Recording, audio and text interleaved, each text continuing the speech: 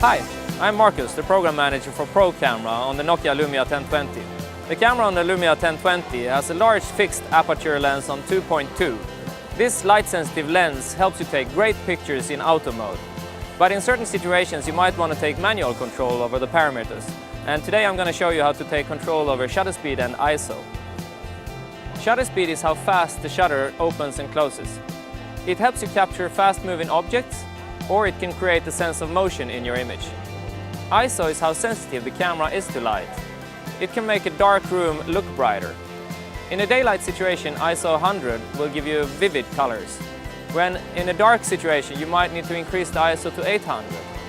I'm here in the shark tank in Helsinki where I'm going to take a few pictures. But it's quite a challenging environment because I'm not allowed to use the flash, even though it's quite dark, and the fish are moving. So that provides an excellent opportunity to use the manual controls of Pro Camera. I've turned the flash off and I've set the focus to manual. Shutter speed and ISO are still in auto, and because it's quite dark, this will give me quite long exposure times, which will cause motion blur when the fish are moving. So I'm going to go ahead and take control of the shutter speed by pressing here on the dashboard. The shutter speed goes from 1 through 16,000 up to 4 seconds.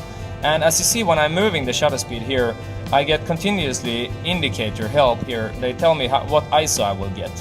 So for example, if I go up to 1 second exposure time, I will get a very low ISO, like 100. And if I go for a very fast shutter speed, like 1-1000, I'm getting ISO 4000 here. And you also get warnings in the indicators, like those red lines underneath the ISO tells you that the ISO 4000 is actually going to introduce some noise to your picture.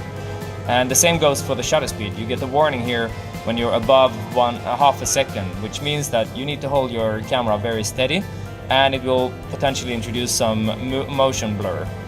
And as you pay more and more attention to these parameters, you will learn more about photography and become a better photographer.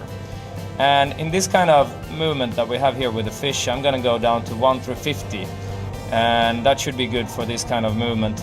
And I will also actually limit the ISO to 1600. That still gives me a red line, a warning, but I'm still gonna give it a try. So I'm gonna go ahead and take a few pictures and experiment a bit with my settings. See if I can get a good shot of the shark.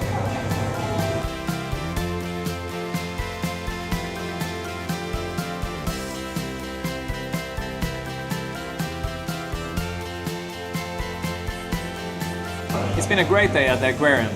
Here's my photo. This is my sharp shark.